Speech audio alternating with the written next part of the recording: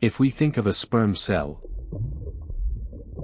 It lives and moves, follows the chemicals, releasing the genetic code in contact with the egg cell. It doesn't have any other purpose or thought beyond this. If there is a nerve cell itself, there is nothing. Two nerve cells, there is an electrical and chemical connection. More nerve cells, more connections and more variation of the connections. Electrical and chemical connections become more and more variant. Those attempts to connect creates another effect. Effects are creating thoughts, and thoughts are creating ideas. And ideas create values, and values create personality. All are secured as memories. A memory is the same connection that you probably made before, and it can remain active as long as the way it was made can be repeated. Every repeat comes with a risk of alteration, meaning here mistakes or changes, as well as no repeat comes with a risk of alteration, meaning here losing connections. All are together. Create consciousness. While the cells are in sleep, we lose it temporarily. When they're blocked, we lose it temporarily. When they're damaged, we lose them permanently but partly. This may change our consciousness.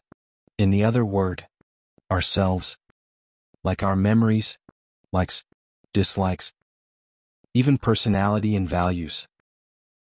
When they die, our consciousness dies.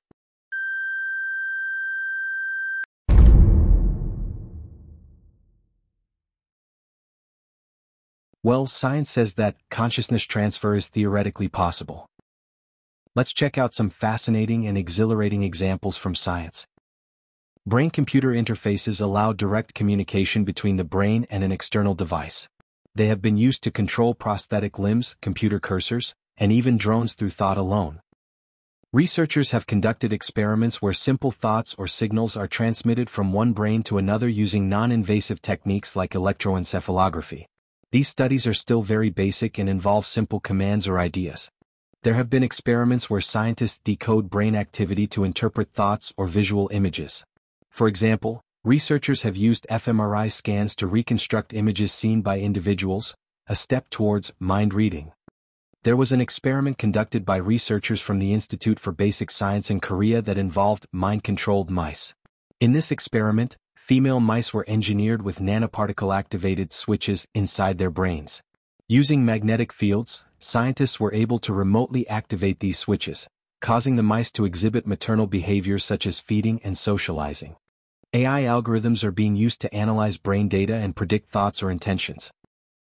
While fiction becoming science step by step, we may think if we can transfer consciousness, this may be the answer to living forever. At least as long as we can transfer to another body or material or another network.